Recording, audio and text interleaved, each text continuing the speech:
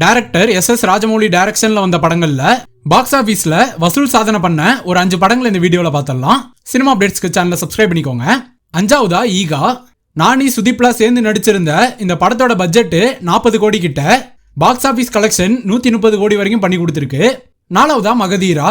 ராம் சரண் ஆக்டிங்ல 44 கோடி பட்ஜெட்ல ரெடியான இந்த படம் பாக்ஸ் ஆபீஸ்ல 150 கோடி வரைக்கும் கலெக்ட் பண்ணி கொடுத்துருக்கு.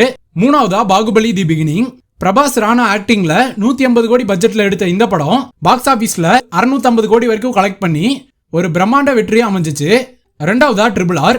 ராம் சரண் என்டிஆர் ஆக்டிங்ல படத்தை பெரிய பட்ஜெட்ல 550 கோடி வரைக்கும் செலவு பண்ணி எடுத்தாங்க. பாக்ஸ் ஆபீஸ் கலெக்ஷன்ல 1387 கோடிங்கிற ஒரு மிகப்பெரிய கலெக்ஷனையும் தந்துச்சு.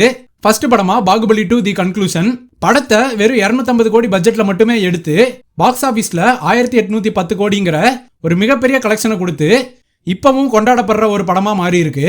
இந்த வரிசையில அடுத்து மகேஷ் பாபு ஆக்டிங்ல வாரணாசிங்கிற ஒரு படம் வரப்போகுது. இந்த படத்தோட பட்ஜெட்டே 1000 கோடிக்கு மேல. இந்த வாரணாசி படம் எவ்வளவு கலெக்ட் பண்ணி கொடுக்க போகுதுங்கிறத வெயிட் பண்ணி பார்ப்போம். இந்த ராஜமௌலி டைரக்ஷன்ல வந்த படங்கள்ல உங்க ஃபேவரட்டை கமெண்ட் பாக்ஸ்ல கமெண்ட் பண்ணிருங்க. பாய்.